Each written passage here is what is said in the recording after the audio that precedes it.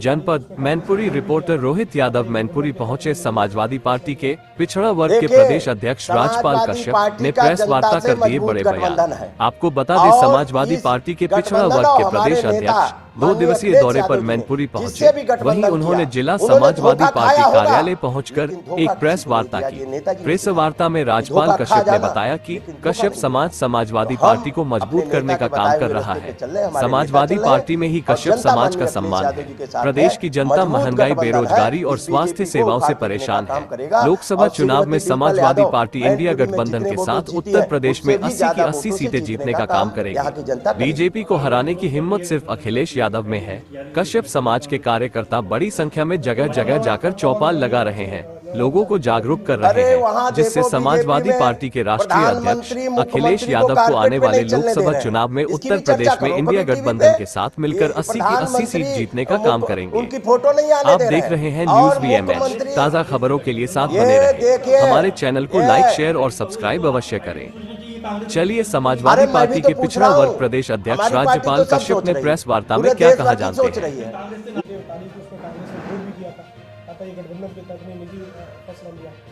देखिए, समाजवादी पार्टी का जनता से मजबूत गठबंधन है और इस गठबंधन और हमारे नेता माननीय अखिलेश यादव जी ने जिससे भी गठबंधन किया, उन्होंने धोखा खाया होगा, लेकिन धोखा किसी को नहीं दिया। ये नेताजी ने सिखाया कि धोखा खा जाना, लेकिन धोखा नहीं देना। तो हम अपने नेता के बताए हुए रास्ते पे चल रहे हैं, हमारे नेता चल रहे हैं और जनता माननीय अखिलेश यादव जी के साथ में मजबूत गठबंधन है। इस बीजेपी को उखाड़ फेंकने का काम करेगा और श्रीमती डिम्पल यादव मैनपुरी में जितने वोटों जीती हैं, उससे भी ज्यादा वोटों से जीतने का काम यहाँ की जनता करेगी।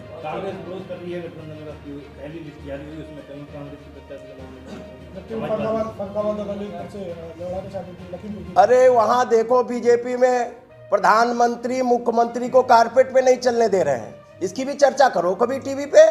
ये प्रधानमंत्री उनकी फोटो नहीं आने दे रहे हैं और मुख्यमंत्री ये देखिए, ये अरे मैं भी तो पूछ रहा हूँ, हमारी पार्टी तो सब सोच रही है, पूरे देश भर की सोच रही है। नहीं, कांग्रेस कोई नाराजगी नहीं, कांग्रेस से किसी से नाराजगी नहीं, बीजेपी से जनता नाराज है। अब जनता इकट्ठा होके इनको हटाएगी। और जिस तरीके से ये भ्रम फैलाते थे कि सब यादव कलेक्टर है, सब कप्तान है, मैं पूरे प्रदेश को घूम के आ रहा हूँ, कहीं बाथम समाज का मुझे कलेक्टर नहीं दिखाई पड़ा, कहीं मौर्य समाज का कलेक्टर नहीं दिखाई पड़ा, कहीं चौरसिया समाज का कलेक्टर नहीं दिखाई पड़ा, कहीं नाई समाज का कलेक्टर नहीं दिखाई पड़ा, कहीं भुर्जी समाज का कलेक्टर नहीं दिखाई पड़ा, कहीं राजभर समाज का कलेक्टर नहीं दिखाई पड़ा, कहीं कश्यप समाज का कलेक्टर हो तो बताओ आप। नहीं है, लेकिन ये भ्रम फैलाते। 46 में 56 SDM यादव को। झूठ बोलने की फैक्ट्री है बीजेपी। दुनिया में सबसे अच्छा झूठ बीजेपी बोलती है और भ्रम फैलाती है और षड्यंत्रकारी पार्टी है। इस षड्यंत्रकारी पार्टी को हटा के संविधान और देश की रक्षा के लिए माननीय अखिलेश यादव जी के नेतृत्व में देश में समाजवादी प्रधानमंत्री बनाने का काम करेंगे। स्वामी प्रसाद मौर्य जी ने पद से इस्तीफा दे दिया, कहते बताते हैं कि उनका बयान जो है वो छुपाइए नहीं था, निजी बयान बता देते हैं। देखिए, वो हमारे पार्टी के राष्ट्रीय अध्यक्ष जी ने कहा है, हम बैठ के बात कर लेंगे। लेकिन आज बड़ी लड़ाई इस बात की है कि संविधान खत्म हो रहा, आपका आरक्षण खत्म हो रहा, आपके वोट देने का अधिकार खत्म हो रहा। ये बड़ी लड़ाई है। तो बड़ी लड़ाई लड़ने के लिए और बीजेपी ध्यान हटाने के लिए कुछ भी षड्यंत्र कर सकती है। किस तरीके से तैयारी है और कितनी सीटों को जीत कर हमारी पूरी 24 में हमारे नेता माननीय अखिलेश यादव जी ने तैयारी कर ली है और जनता ने भी कमर कस के तैयारी कर ली है। और आपने देखा होगा कई लोकसभाओं की बैठक माननीय अखिलेश यादव जी ले चुके हैं। लखनऊ में भी बूथ स्तर तक के लोगों के ले चुके हैं। हमारे बूथ से लेकर और बूथों पे ये PDA पंचायत हो चुकी है और जो इनकी संकल्प यात्रा निकाली थी उसकी अंतिम यात्रा PDA पखवाड़े ने निकालने का काम कर दिया है। देखिए, समाजवादी पार्टी के राष्ट्रीय अध्यक्ष माननीय श्री अखिलेश यादव जी ने पूरे उत्तर प्रदेश में PDA पखवाड़ा मनाया और उस PDA पखवाड़े के तहत मैं पूरा पूर्वांचल घूम के आया हूँ और कन्नौज भी, और उसके तहत मैं मैनपुरी आया हूँ। और जिस तरीके का माहौल उत्तर प्रदेश में दिखाई पड़ रहा है और मैं पूर्वांचल में भी देख के आया हूँ, पूर्वांचल से लेके और पश्चिम तक, और जो मैनपुरी जो माननीय नेताजी की धरती है और श्रीमती डिम्पल यादव जी यहाँ की सांसद है, मैनपुरी जैसा ही संसदीय चुनाव पूरे उत्तर प्रदेश में लड़ा जाएगा। और मैनपुरी का ही इतिहास दोबारा दोहराया जाएगा पूरी लोकसभाओं पे। वही मॉडल बना के पूरे उत्तर प्रदेश में चुनाव लड़ा जाएगा। बीजेपी का सफाया 22 में तो माननीय अखिलेश यादव जी ने घटाने का काम किया है और 24 में बीजेपी का सफाया, 22 में घटाया है, 24 में सफाया है।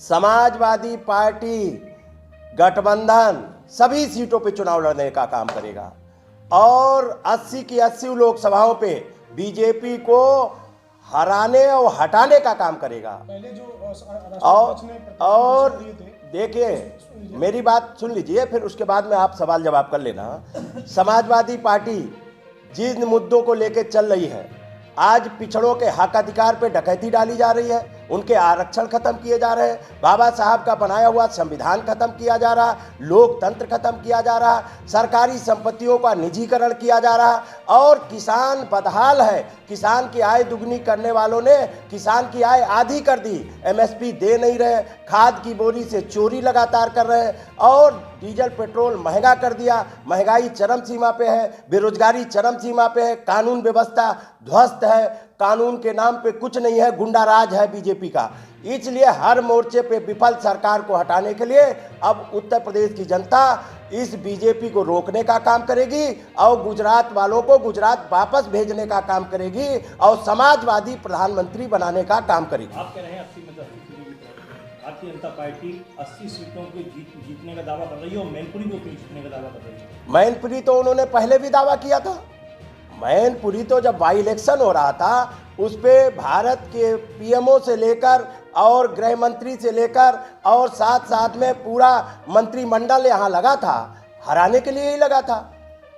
लेकिन यहाँ पे कितने वोटों जीते? लगभग 3 लाख वोटों से यहाँ की जनता ने माननीय श्रीमती डिम्पल यादव जी को जिताने का काम किया और यही मॉडल पूरे प्रदेश में लागू होगा और इसी मॉडल की तर्ज पे समाजवादी पार्टी काम कर रही है।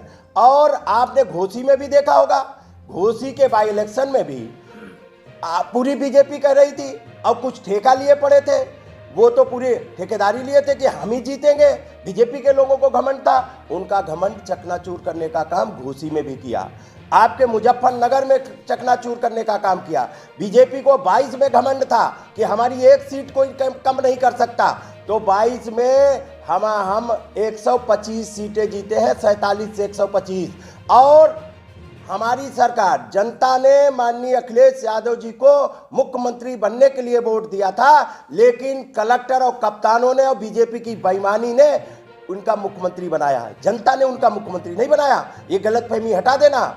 जनता ने माननीय अखिलेश यादव जी को मुख्यमंत्री बनाने के लिए वोट दिया था। पढ़े लिखे लोगों ने जो वोट दिया था, आप बैलेट पेपर का आकलन करो, लगभग 300 साढ़े 300 सीटें जीतने का काम किया था। इसलिए हर मोर्चे पे विफल सरकार को, इसीलिए बीजेपी परेशान है माननीय अखिलेश यादव जी के पीडीए से, और पीडीए ही एनडीए को हटाएगा। क्योंकि ये जिस तरीके का अन्याय, बताओ कितने फार्म पड़े हैं पुलिस में, जितने फार्म की फीस है वो फीस जोड़ लें, अगर बैंक में एफडी करा दे, उतने पैसे उतनी तनख्वाह बिना काम किए हुए दे सकते हैं। पता है किसान आंदोलन ये क्या कहना चाहिए? बीजेपी हर मोर्चे पे विफल है। बीजेपी चाहती है देश को गुलाम बनाना, इसीलिए किसान जो रीढ़ है इस देश की, उसकी कमर तोड़ना चाहते हैं। किसान को मैंने बताया खाद की बोरी पे किस तरीके से चोरी हो रही, उनकी एमएसपी नहीं मिल रही और 800 किसानों की मौत हो गई थी। 800 किसानों की पहले मौत हो गई थी, अब किसानों पे किस तरीके से लाठी डंडा तार कांटे बुलडोजर क्या क्या लगाया जा रहा।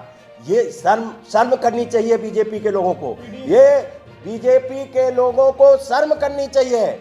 और बीजेपी के लोग किसानों पे, इनका गृह मंत्री कुचल देता है किसानों को। लखीमपुर में क्या हो रहा, ये जंगल राज है, गुंडों की सरकार है, ये दबाना चाहते हैं आंदोलन को, ये कुचलना चाहते हैं। ये समाजवादियों ने और लोकतंत्र सेनानियों ने जब अंग्रेजों को भगा दिया इस देश से, तो प्रशिक्षित जो अंग्रेजों के लोग बैठे हैं दिल्ली और उत्तर प्रदेश में, इनको भी भगाने का काम करेंगे। पीडीए की आप बात कर रहे हैं, आपकी पल्लवी पटेल अपना दल की, उन्होंने ये भी राज्यसभा उम्मीदवार जो उतारे उसका विरोध किया, कहा है कि जो पीडीए का कटेला के तहत उम्मीदवार नहीं उतारे गए। देखिए, माननीय अखिलेश यादव के साथ में जनता है, और सब पिछड़े दलित आदिवासी अल्पसंख्यकों के हक अधिकार की लड़ाई लड़ रहे हैं। क्यों नहीं बीजेपी जाति जनगणना करेगी? ये देखिए, मैं कह रहा हूं, कौन क्या बोल रहा, अभी तो आप देखना क्या षड्यंत्र होगा, क्योंकि सबको घबराहट है पूरे देश में। और प्रधानमंत्री अगर डरते हैं तो माननीय अखिलेश यादव से डरते हैं कि उत्तर प्रदेश में वो अकेले रोक सकते हैं,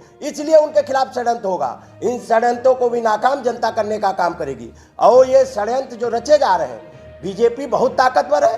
बीजेपी तो कह रही है हम 400 पार जाएंगे। इस बार मैं आपके चैनल के माध्यम से, प्रेस कॉन्फ्रेंस के माध्यम से कह रहा हूं, इस बार प्रधानमंत्री गुजरात वापस जाएंगे। ये 100% गारंटी है। ये जो गारंटी है बीजेपी को हटाने की गारंटी है। इसलिए बताओ सिलेंडर कितने का है? कहते हैं फ्री में दिया सिलेंडर, 350 का सिलेंडर मिलता था, उसको 1100 में कर दिया। आप कह रहे डीजल पेट्रोल 35 रुपए में देंगे, सैकड़े को पार कर गया। आप बताइए, प्रधानमंत्री आवासों में भ्रष्टाचार हो रहा है। बताओ 30,000 रुपए ले रहे हैं, 30,000 तो इनके अधिकारी ले रहे हैं और 30,000 ले रहे हैं, 28% जीएसटी लगा के ले रहे हैं, तो 60% तो यही ले रहे हैं। उसके बाद में प्रधानमंत्री, मैं तो प्रधानमंत्री आवास भी यहाँ का देखा हूँ, लोहिया आवास भी देखा हूँ। लोहिया आवास में बैठ के मैंने पीडीए पंचायत की है, कितना बढ़िया खूबसूरत बना लोहिया आवास। इन्होंने तो सड़कें जो गाँव में खुदवा दी पाइपलाइन की, वो तक नहीं बनवा पाए। माननीय नेताजी ने तो, अखिलेश जी ने जनेश्वर मिश्रा लोहिया गाँव पे योजनाएं चलाने का काम किया। ये मैनपुरी और सेफई, इटावा, कन्नौज और आगरा एक्सप्रेस वे, ये तो देश के प्रधानमंत्री, जो काम माननीय अखिलेश यादव जी ने कर दिए वो देश के प्रधानमंत्री भी नहीं कर सकते हैं। और अगर प्रधानमंत्री को और बीजेपी वालों को घमंड हो तो आमने सामने बैठा ले माननीय अखिलेश यादव जी को और प्रधानमंत्री को बैठा ले। अगर प्रधानमंत्री के काम उत्तर प्रदेश में ज्यादा निकल जाए और या माननीय अखिलेश यादव जी के कम निकले तो हम राजनीति करना छोड़ सकते हैं। और लेकिन अगर प्रधानमंत्री ने कम काम किए हो तो वो राजनीति बंद कर दें। गठबंधन की बात आप